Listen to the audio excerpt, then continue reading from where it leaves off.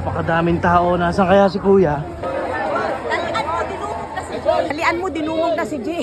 Boss! Teka lang, may umiyak. Bakit? Sobrang saya lang.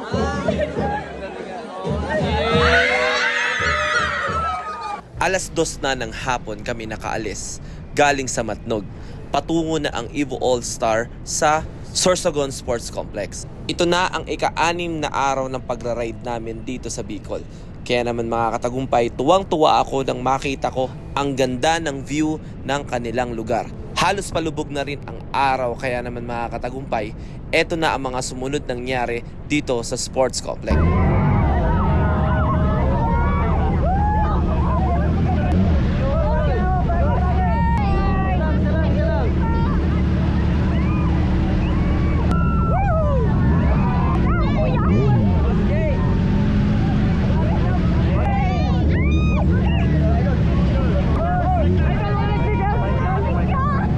Halos umaalon ang lahat ng tao na nandito mga katagumpay. Napakadami pa lang nilang nag-aantay dito. Yung iba ay galing pa sa iba't ibang lugar. Yung iba, sabi nila, umaga pa lang ay nandito na. Nagulat lahat ang Evo All-Stars dahil sobrang dami nila rito. Lahat ay gustong magpa-picture at makakuha ng stickers. At lahat daw sila ay willing mapuyat ngayong gabi.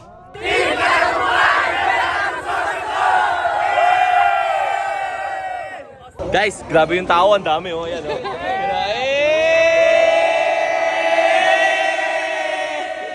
Ang dami oh. Ang ganda niya no. Pakita ko lang guys ha. Oh, ang ganda niya no. Ang ganda no. Okay, shout out. Ayan oh. Ang dami niyan guys oh. Pakadaming tao. Nasaan kaya si Kuya? Ay, si Kuya nasa gitna na. Dalian mo, dinungog na si G.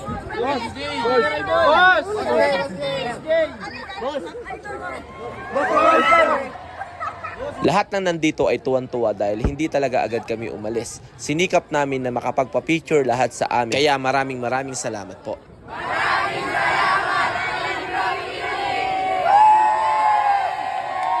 At mula sa Sorsogon, after namin mamit ang aming mga followers, patungo na tayo sa Legazpi, kung saan doon naman tayo mag-i-stay at magpapahinga.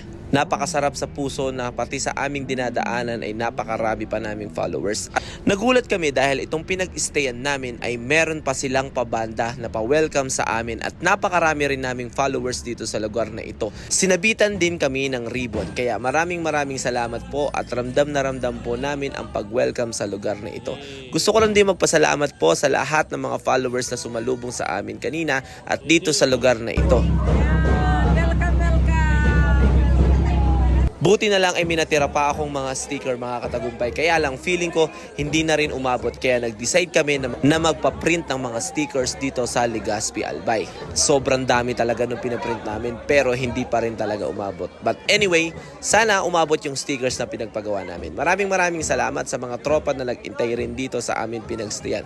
Gusto ko lang din magpasalamat sa mga nag-cater at syempre sumalubong sa amin at nag-guide. Para po sa mga nagtatanong kung saan po kami palagi tumitigil sa ganitong rides, pumunta lang po kayo sa page ni Boss M dahil dun po namin sinasabi kung saan po mas safe kami lumapag at magkita-kita tayo. Hindi po talaga kami basta tumitigil sa mga alanganin na lugar dahil gusto po namin maging safe din po kayo at hindi po kayo masagi ng mga sasakyan. Kaya po pinupost po namin kung saan po ang safe na lugar para doon po kayo pumunta. Dito na kami magpapalipas ng gabi mga katagumpay. Kaya naman bukas yung mga gusto pa pong pumunta dito sa aming pinagstayan ay pwede naman po. Sana lang umabot yung stickers na pinagpagawa namin para hindi po masayang ang inyong pagpunta. Pero sa lahat po ng nagpa-picture at nagpapirma ng kanilang Evo helmet, maraming salamat po sa inyo.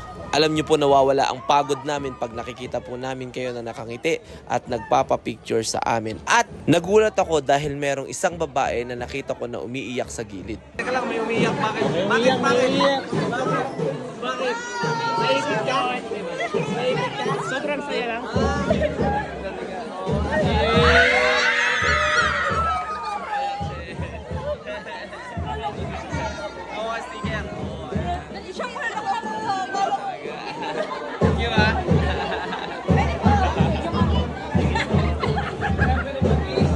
Maraming salamat sa mainit na pagtanggap mga taga Sorsogon at syempre Legazpi Albay. Bukas, abangan nyo ang aming mga pupuntahan at magkita-kita tayo. Let's go!